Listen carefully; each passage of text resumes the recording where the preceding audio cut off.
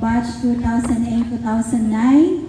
So, dili ko mag-istorya kung dili mo mag-adto diri sa atubangan. Bisiya man di Dapat ay. na ata diri sa atubangan.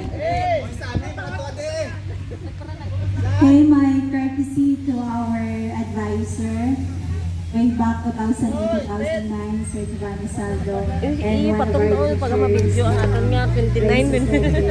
and of course, to you, my dear classmates, 2008-2009. So, maayong udto sa tanan. Maayong hapon. Maayong udto. Yes. Maayong udto. Hello. Kaon. Hi. Okay, so, wala ko may... Yara. Pag-graduate na lang, no?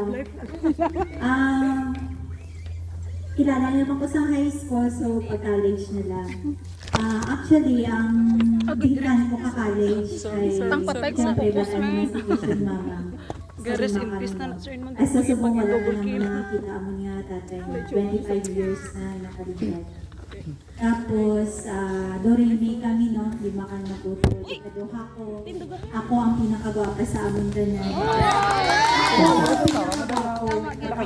Pinaka-bright. Kaya ako ang nag-ulit ko. Pero kung sila magulat, ilan na po na tayo. So, pag-graduate sa high school, nagambay si mama nga, Chef, hindi ka mag-eskwela kay wala ka kwarta, hindi ko kaya, kay 5 ka mo. Ambay mama, magtrabaho ka na sa Davao, Chef, magyaya ka lang dito. Mako, sige ma, ay wala ko kadto sa Davao, try ko man makadwa ng Davao. Karon, May 26, may nagkadto sa amon balay, nagambay siya nga kapitbahay namon, sila Yesa. Kung kilala niyo si Auntie Gloria. Nagambay siya, Day, hindi na eskwela si Jeffy, graduate naman siya. Bali mama, ay hindi siya may eskwela, thank you, wala kami kwarta. Bali na yun, ay hindi! Pwede na siya kay eskwela, di ba? May honor siya. Nakapasa, di ba siya sa MSU? Pwede siya dito kay eskwela. Oplan ko siya dito. So, bali mama, ay pwede, galing natin. Bali, oo, pwede na. Hindi ka magkabalaka kay wala ka dito gasto. Ganyan. Amo to, May 26, naglakad kami. Ang isakyan naman ni Auntie Gloria, duha lang kami, so excited ang bata, kaya wala ko kadto sa Gensan. First time ko makadto sa Gensan. So ang isakyan naman, kung 10-wheelers yata to, kaya ka daw, basta labalaban siya ng salakyan. Oo, nang hits kami, kaya wala mo kami salakyan, tapos wala kami ano. Tapos naab lang kami dira sa Makar, tapos nagdiretso kami sa Uhaw, nag-tricycle kami niyante. Pag-abot sa Uhaw, nagkata kami sa kayente-nyante, nagabay siya nga, uy nga, subungan ni! Lapit ng klase, sa June 4 ng klase, nga, subungan, abini sila, pwede sa isa niya, pigado na sila, tapos wala na sila kwarta, tapos mayo ni nga bata, bright ni siya, natin, ibuligan natin. So, pag-abot sa registrar, sa Y, diakigan ko sa registrar, nagkaroon naman ka na, kasi na sa Katro, or sa Lunes, so, maudang po ito, nagkalumaw-lumaw na po ang batas ng bata. Pagkatapos, diretso kami sa college, sa education. Pagkatapos, ang gusto ko tani nga course ay feeling man, science or biology or math. Tapos, close naman, wala na slot. So, ang nabili na lang, Filipino kag English. Sa mga time, so English na lang akong likuha. English gid ako likuha. Hindi na lang. Bawal dali mag-istorya ang isang lang, no? Kahit bad word na siya ang lang. Dapat gid, no? So, sa mga time, naghambay si mama nga mag-board ako dito. So, gidolong ko na ni mama dito, duha kami nagpa-Jensen. Una-una, himo na mo, nao kami sa Makar, tapos nagdirekto kami sa KCC. Bako, maano ta diri sa KCC, ma? Mayati, bakla naka-cellphone kay para may ma-communicate ka sa amon kay first time mo nga mahiwalay sa amon sa lugar kag eskwela ka na college. Tapos bago ni siya nga lugar, Jensen, kasi ano ka diri. So para time to time, namon kung anong nagkaratabo sa inyo. So di pa kayo ang bata, ay wala nakakita cellphone, wala nakayat cellphone, high elementary to high school, so 3310 yata to, 3210 ay bakal Grabe na tumuo sa bata. So, ato na, gidolong na ko ni mamang sa boarding house. So, ang boarding house, ang landlady naman nagtatrabaho sa MSU. Tapos, ang boarding house, 300 per month. Tapos, pagkakati mama nga ba niya, Jeff, diri ka lang, kayahon mo. Bako kayahon ko, hindi man kayo, gusto ko mo maka-estrela kang nakatapos. Tapos, sa nga time, hindi ko kaya ang pag-eskwela sa MSU.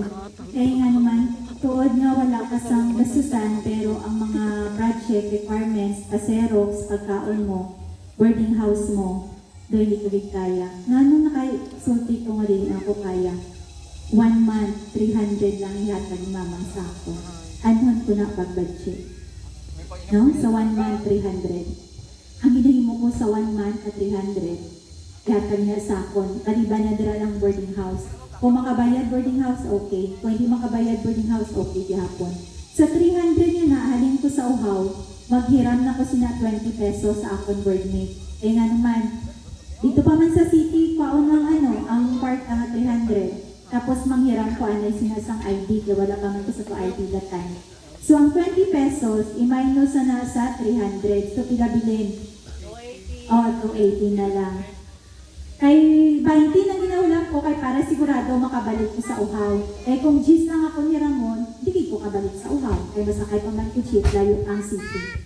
So sa 280, anong ginahimo ko sa 280? Ang ginahimo ko sa 280, bakal ko sa 2 ka kilo nga bugas o isa lang ka kilo nga bugas, tapos tuyo. Arang tuyo nga tag-piso. Kita naman siguro natin sa kasya sa shade. Tapos, kung ginaano ko ng toyo, ginaano ko ng 1 ka kilo nga bugas. So, kung may nakita, kabalo mo kami siguro may baso. So, ang gamay nga baso, magtigaan ko sina, kay ulo, pagalit kong perstusan. So, magtigang ko sina, ang kanon, ginahati ko na siya sa tatlo ang kanon. Ipamahaw, kanyaga, kanyapon. Tapos, ang toyo nga piso, pamahaw, panyaga, kanyapon. Kung wala na tuyo nga piso, pagkasunod adlaw, lugawon ko ng kanon. Yung putang ko lang mga tubig kag asin. Tapos, hatilong ko naman sa tatlo, pamahaw, panyaga, kanyapon. Tapos, kung may maghatag sa ako sa dilata, binabuksan ko ang dilata, tinapak, pamahaw, kanyaga, kanyapon, may sunod adlaw pa. Eh di ba, damo man ang nga isda ang kinapa. So mauna gid ko na sumudan na gid ko sa kinapa, tuyo sa pag-college ko. As in gid, pag-college ko, pag-graduate college, wala dito nagkaon dahil tuyo at kinapa. Kung ano man ang mayra. Ay kung ano yatag sa akon, gabi gid nga budget. Kaya ang bali naman, mag-eskwela ka, o mag-stop ka, o mag-asawa ka. So, ako, padayon lang kasi sa eskwela. Pero kung lapit ako mag-second year, gamba si mama nga, Jeff, mag-stop ka na, kaya hindi ko na kaya, kaya duha na kami hinday mo college. Maayo man, blessing in disguise, no? Kaya maayo binang ginoo na gatan gusto sa akon ba? Sa sitwasyon ko. Kaya ang lady ko, nagamba siya, Jeff, nagisi siya ko, ma'am, mag-stop na ko sa pag-eskwela. Hindi na kaya ni mamang, kaya si mamang manggod isa, tapos naapa ko yung mga manggod, naapa siya sakit, daghan kayo nga ng anak. So wala may kwarta. So yung niya, Jeff, dari ka sa kuha. Gusto niyo mo mag-working ka, Jeff? Dari ka sa kuha. Ako naman isa, kay laon man siya sir, babae. Dari ka sa kuha. Trabaho ng imo, tanan, all around. Swerte kaayo ko. Dito, gina ako natagamtaman, tanan. Ambal niyo ang kayamanan, ang tanan dito. Napagustuhan niya dito. Sa bangko, sulod ang ito sa bangko. Kinsinas, ako tanan magawas sulod sa bangko. Milyones, uyat ito milyones. Tanan na ako. Nag-drive po. Kita eskwela ko driving ni ma'am. Ikuhaan ko SSS, field health. Ano pa itong pangkuha niya sa akon para ma-secure ko. Pasalamat ito kayo kay ma'am. Bisan din niya ko ginadala sa Zamboanga, sa Davao, hindi yung padera. Ay para lang na-experience ko. Nakasali ko kay ano nga si mama, active siya sa simbahan. Mga dagkong tao sa Jensen, yung mga friends, mga tan, mga sidera, ang mga may fish port dera, dahil mayor dati, dahil Antonino dati, nakasabay ko pa kaon sa table. Karon, may mga pari dera. May mga grabe kayo, mabongga, social kayo, tapos ang kutsara, alin sa dako, asa sa gamay, ang kutsilyo din sa tapas sa gamay, may baso din nga gamay, may arang pinakabilog nga napkin, tablecloth, table napkin. Ang basta, Ma'am, ano ko ni? Ma'am, hindi ko kabalo. Kaya ba niya, kahit taga magkaon, sir, ginapaupo din ko sa table, nga tupad din ko sina, kaya ako manol man, diba? Tanan, bukid girl man, manol kayo. Inosente kayo, ba? Jeff, manilag ka sa tupad mo. Kung anong kwaon niya una, kagamito niya, amupod na ang kwaon mo una, kagamito niya. Kung anong payo niya sa waitress o sa waiter, amupod na ang payoon mo sa waiter o sa waitress. So, mo to, may observe lang, Jeff, kahit kung hindi ka mag-observe, paano ka makabalo? Tapos, isama ko, sige, go. Tapos, dito kay ma'am, damo dito na tunan dito kay ma'am.